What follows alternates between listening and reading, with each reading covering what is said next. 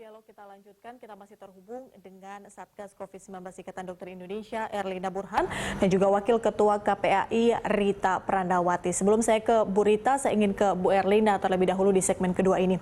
Bu Erlina tadi sudah sempat disinggung sedikit di segmen 1 atau segmen sebelumnya terkait dengan tes PCR.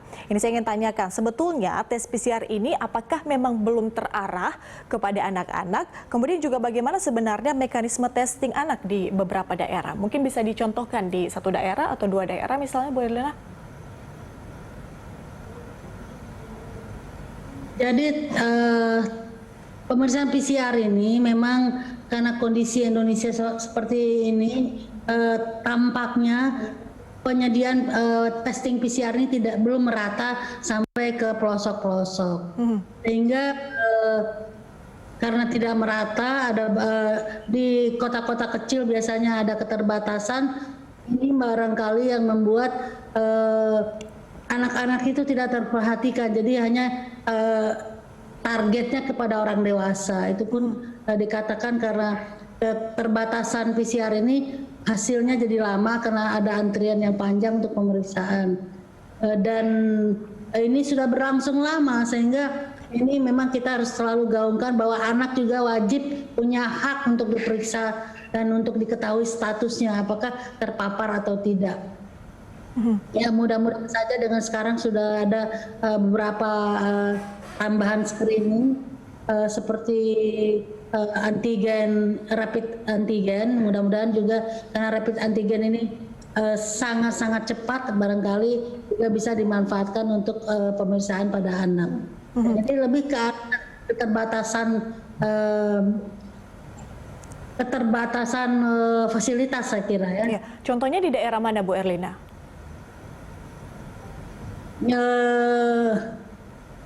Saya kalau yang saya dapatkan datanya adalah di daerah di kabupaten yang jauh dari kota besar begitu ya. Mereka harus mengirim bahan pemeriksaan PCR, dan itu tentu saja sesuatu hal yang akan jadi kendala baik saat pengiriman maupun saat menerima hasil.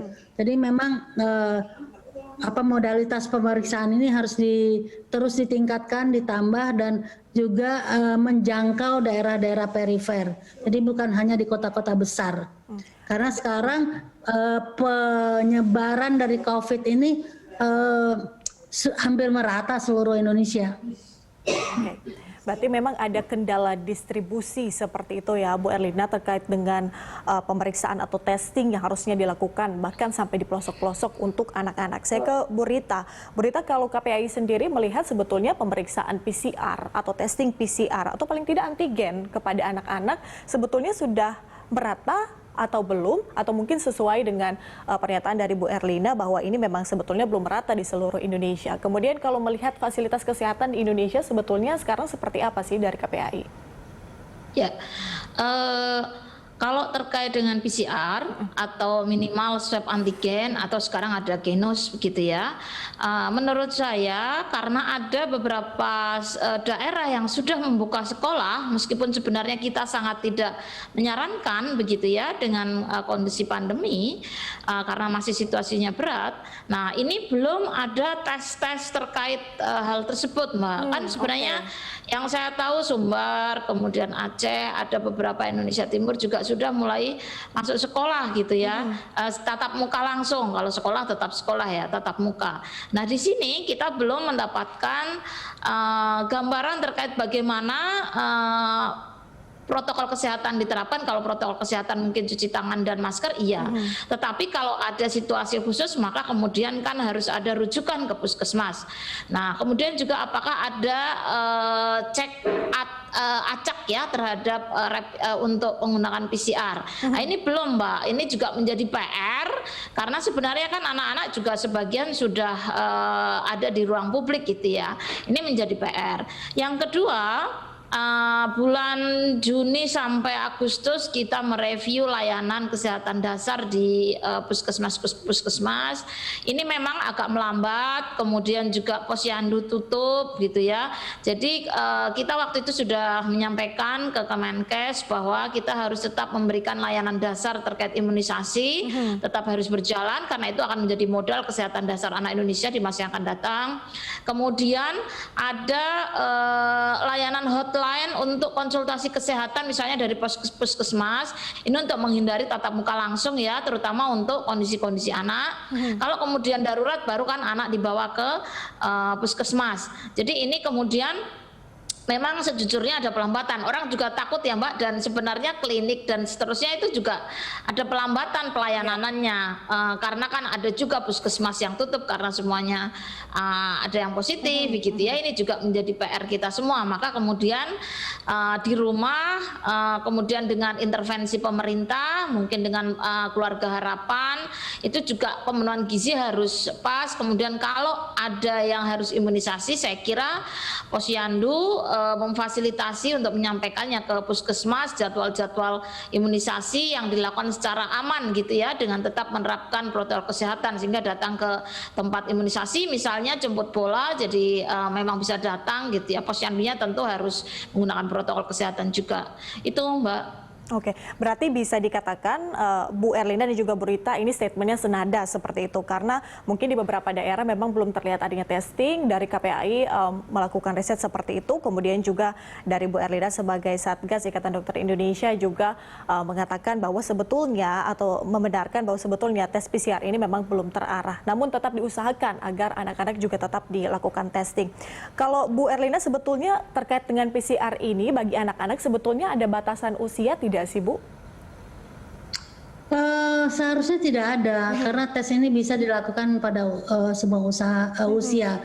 Kita hanya perlu mendampingi anak tersebut pada saat dites dan ditenangkan, karena memang kurang nyaman sih ya pada saat dilakukan usap terhadap hidung dan juga tenggorok. Tapi saya kira anak-anak kalau didampingi orang tua dan kemudian juga dimotivasi itu nggak masalah, karena pemeriksaan PCR ini prosedurnya juga tidak bahaya bila dilakukan oleh orang yang terlatih. Jadi sebetulnya tidak ada masalah kalau memang dibuat situasi yang kondusif untuk anak-anak ini bisa dilakukan tes. Berarti sampai bayi juga bisa Bu Erlina ya? Mestinya sih bisa ya. Bisa. Ya, bisa, tetapi memang perlu effort yang lebih ya. Dan ini semua bisa dilakukan, bukan karena wah bayi jangan, kasihan ya, tidak begitulah. Kalau memang ada indikasinya, memang ada sesuatu yang mengharuskan, seharusnya memang kita lakukan pemeriksaan terhadap anak-anak sampai usia yang di bawah 2 tahun sekalipun. Bu Erlina, bagaimana mungkin dengan mutasi virus corona pada kalangan anak? Apakah bisa dibilang bahwa virus corona ini juga lebih mudah bermutasi dan juga menular pada anak-anak, atau mungkin risikonya lebih rendah kalau kita bandingkan dengan lansia mungkin? Jadi mutasi ini tidak mengenal usia. Jadi mutasi ini terjadi di mana saja dan bisa kapan saja kalau situasinya memungkinkan. Dan kita tahu memang mutasi-mutasi yang selama ini ada mulai dari April kan sebetulnya mutasi itu sudah terjadi. Jadi dengan varian yang berbeda-beda. Jadi selagi terjadi penularan terus dari orang ke orang, maka potensi mutasi ini akan selalu ada. Nah, mutasi sekarang yang sudah diidentifikasikan yang jenis D614G yang dikatakan lebih kemampuan menularnya lebih tinggi dibandingkan varian yang biasa, karena terjadi penguatan di spike dan juga membuat virus lebih stabil. Demikian juga mutasi yang baru saja terjadi yang dilaporkan di Inggris, yaitu varian B117.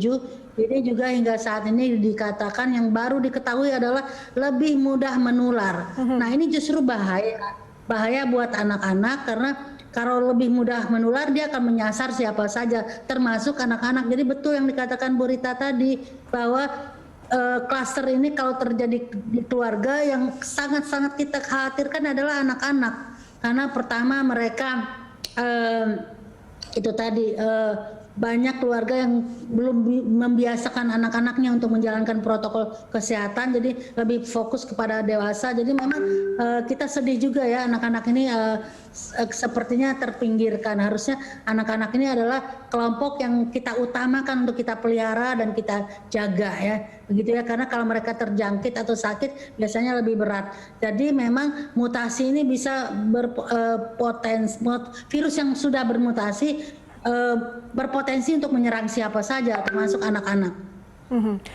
Bu Rita, kalau dari KPAI sendiri, ini kita berbicara soal anak yang bisa kita katakan tidak ada pendampingnya seperti itu, atau bisa kita katakan anak-anak terlantar atau mungkin yang ada di panti sosial seperti itu. Kalau dari KPAI sendiri, apa yang dilakukan kemudian selama pandemi COVID-19 ini agar anak-anak yang tidak memiliki wali, bisa dikatakan seperti itu, ini terbebas dari COVID-19, atau paling tidak ada langkah-langkah pencegahan agar tidak tertular? Ya. Terima kasih. Jadi klaster panti itu juga ada, Mbak, beberapa yang dilaporkan ke KPAI. Ini juga menjadi kerentanan anak-anak karena tinggalnya satu rumah gitu ya, satu area, maka kemudian potensi penularannya menjadi tinggi.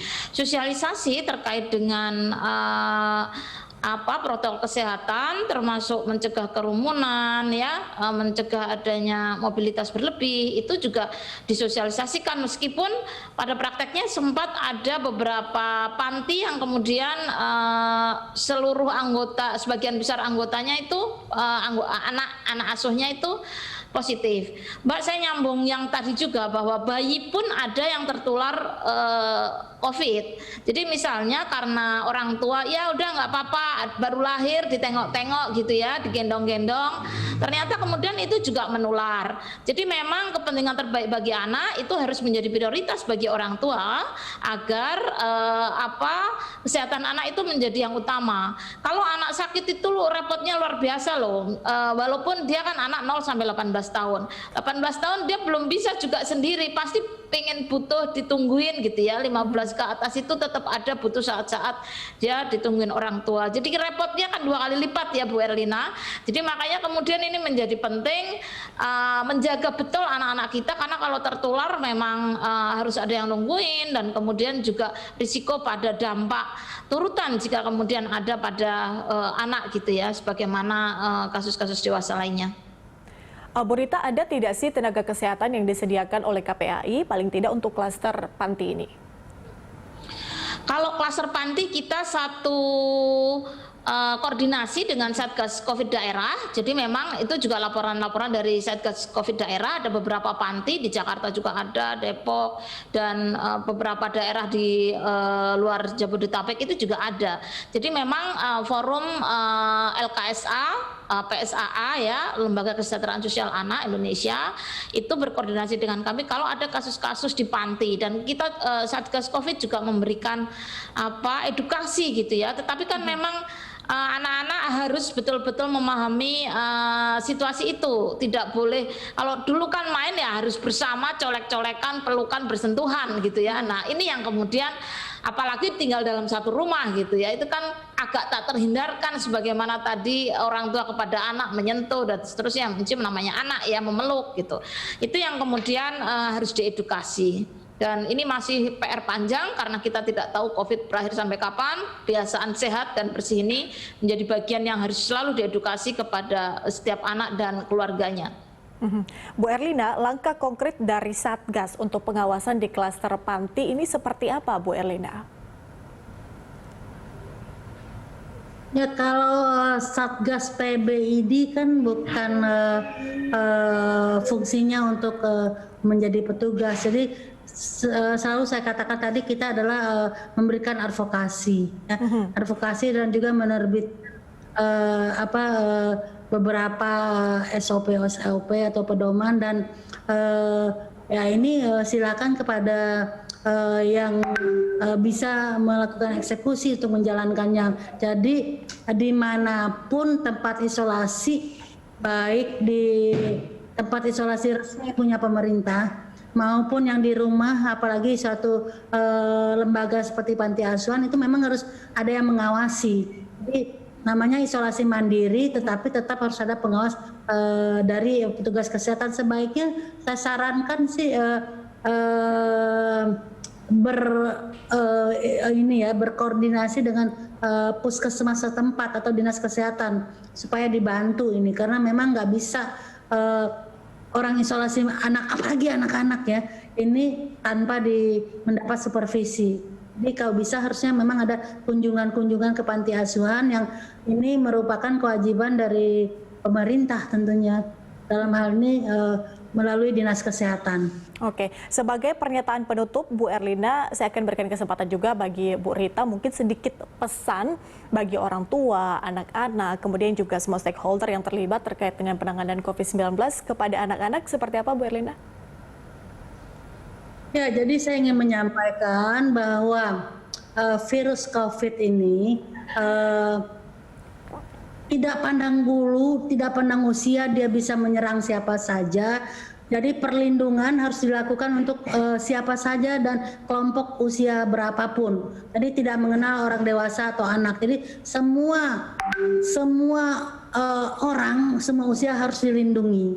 Dan terutama untuk anak, karena vaksin memang belum ditargetkan untuk anak, maka salah satu upaya yang tidak boleh ditinggalkan dan harus dilakukan adalah menjalankan protokol kesehatan. Dan untuk anak-anak yang memang belum bisa, ini menjadi tanggung jawab dari orang tua dan lingkungannya untuk memastikan bahwa aturan-aturan pencegahan itu berlaku untuk anak-anak dan dipastikan mereka mengetahui dan menjalankannya. Itu adalah tugas orang dewasa yang ada di sekitarnya. Oke, protokol kesehatan itu harus dilakukan. Silakan Bu Rita, bagaimana dengan Anda?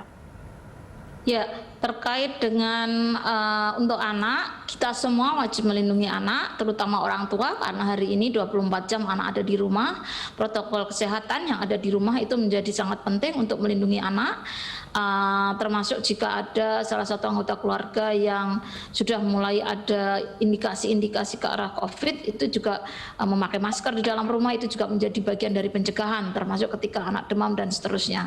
Dan yang kedua, saya kira gizi seimbang itu harus menjadi perhatian, jangan berlebih dan jangan kurang. Yang berlebih itu juga kami tidak menerima, karena itu juga bisa menjadi komorbid ya. Kemudian juga ada yang gula berlebih karena tidak terkontrol makanan. Itu juga menjadi bagian penting agar anak-anak kita tetap sehat. Kemudian juga berjemur dan olahraga dengan protokol kesehatan atau di area-area yang memang kosong gitu ya. Itu juga menjadi bagian yang penting. Dan terakhir, di ruang publik pemerintah perhatikan kondisi anak. Sebagian anak juga sudah mulai masuk sekolah, tes PCR dan seterusnya, itu juga menjadi bagian dari pencegahan agar tidak terjadi klaster-klaster di ruang publik khususnya pada anak. Fasilitas umum itu juga penting untuk menegakkan aturan, anak-anak tetap harus memakai masker, dan saya kira layanan dasar kesehatan anak tadi, imunisasi, posyandu dan seterusnya, dengan modifikasi pandemi COVID, maka kemudian penting tetap diselenggarakan demi posisi kesehatan dasar anak kita di masa yang akan datang. Oke, Itu Mbak. Oke, protokol kesehatan, gizi seimbang, kemudian juga tes PCR yang harus lebih ditingkatkan, atau mungkin testing sekelas antigen seperti itu juga ini harus ditingkatkan bagi anak-anak. Baik Bu Erlina dan juga Bu Rita, terima kasih sudah bergabung bersama kami di Good Morning Jakarta. Selamat bertugas, selamat beraktivitas.